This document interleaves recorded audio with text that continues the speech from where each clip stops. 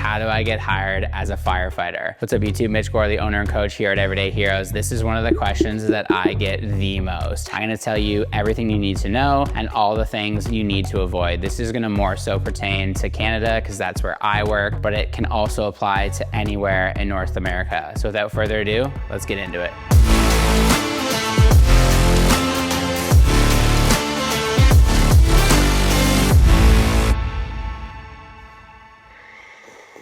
One of the mistakes you need to avoid is if you want to become a firefighter, you can't just dip your toe in. It's something that you need to commit to 100%. So as a third generation firefighter myself, I grew up around it. I knew it was something that I truly wanted to do.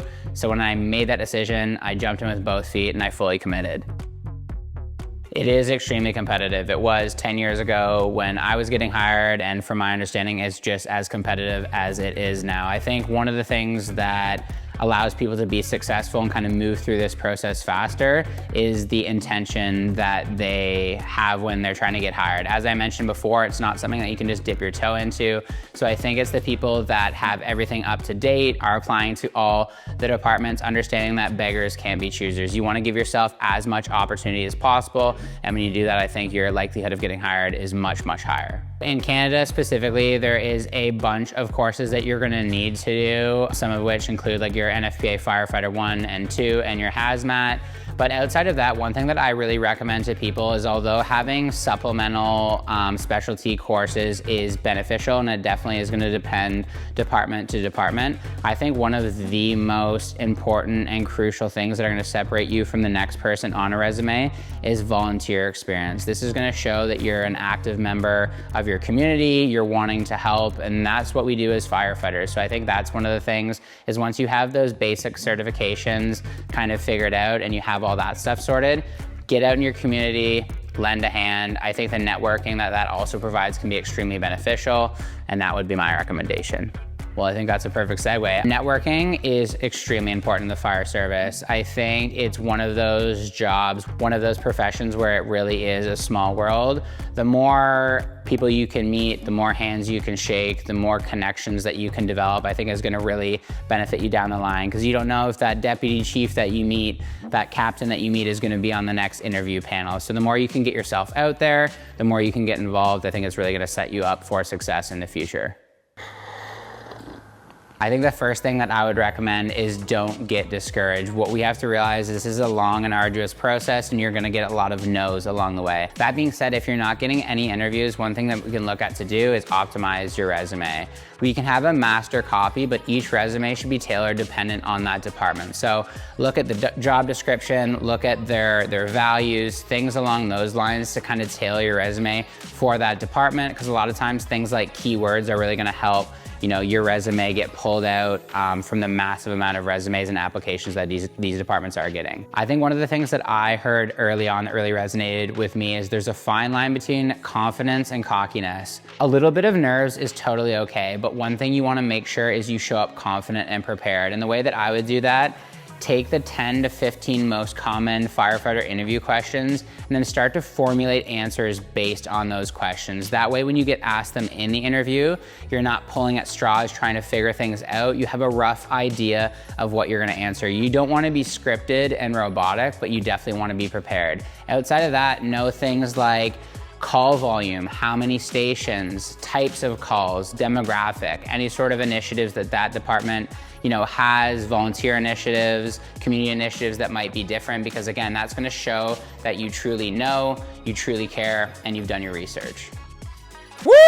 I think that just goes back to this whole idea of preparation. Although it can be extremely expensive to keep all your certifications up to date, what we know is if you do that, when your dream department does open up, or a department that hires a lot of firefighters, you're ready and you're good to go.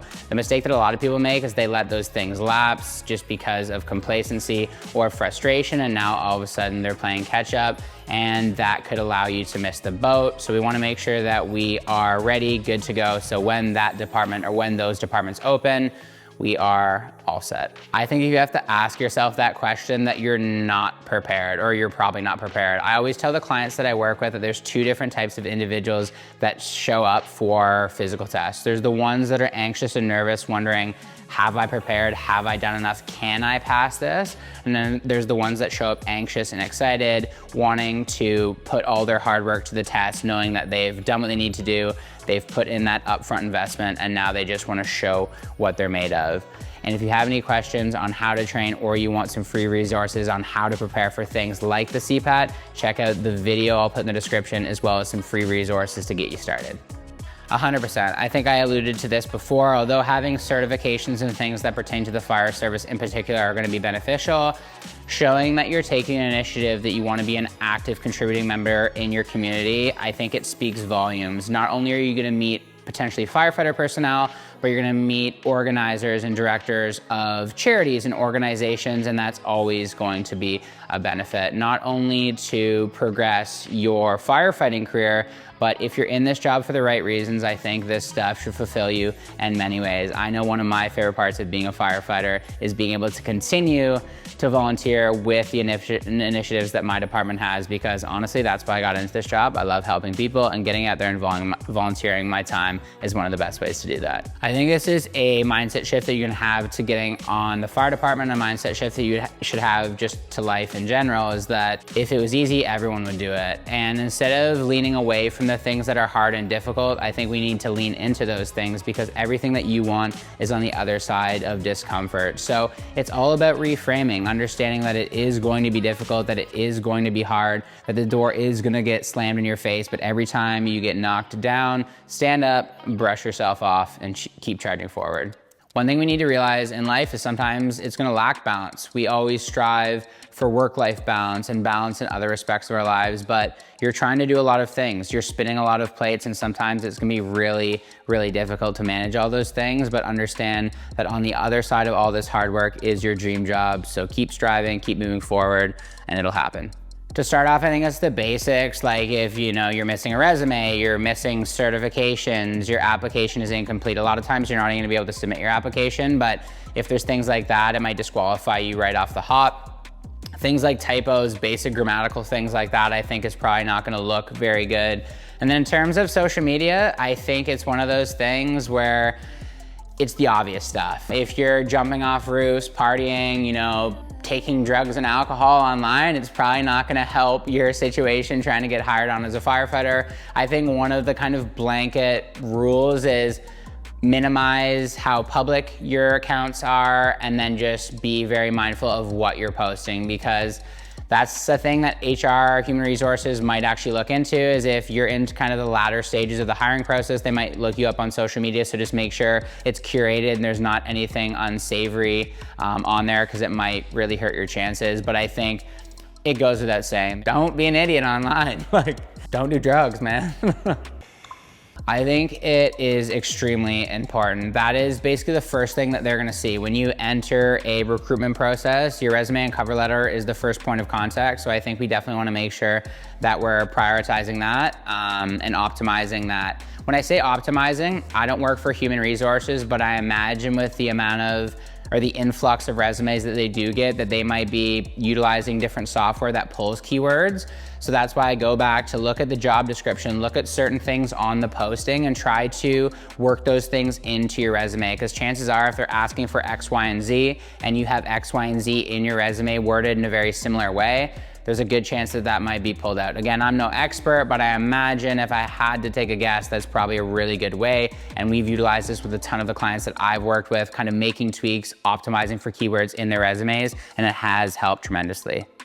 I think it starts with asking yourself the honest question. Are you doing all the things that we've already talked about? Are you getting involved in your community? Do you have all the certifications? Are you prioritizing your fitness? Are you preparing for your interviews? If you can answer all those questions confidently, yes, then yeah, I truly believe that you are doing everything, and it might just be a matter of time. I don't think the process is necessarily defective. I just think that what we have to realize with the massive amount of candidates that they're getting is sometimes there's a bit of luck involved.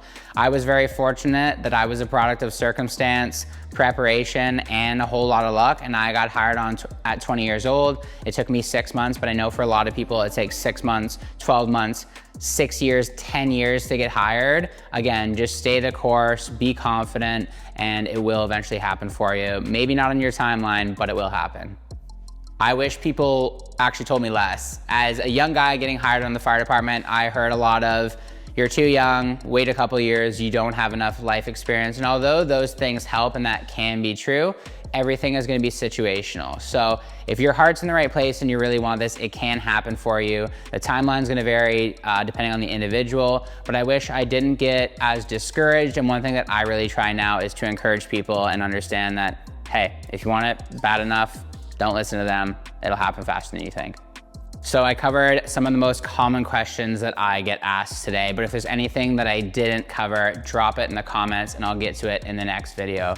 But until then, thanks for stopping by. Make sure you subscribe. Take it easy.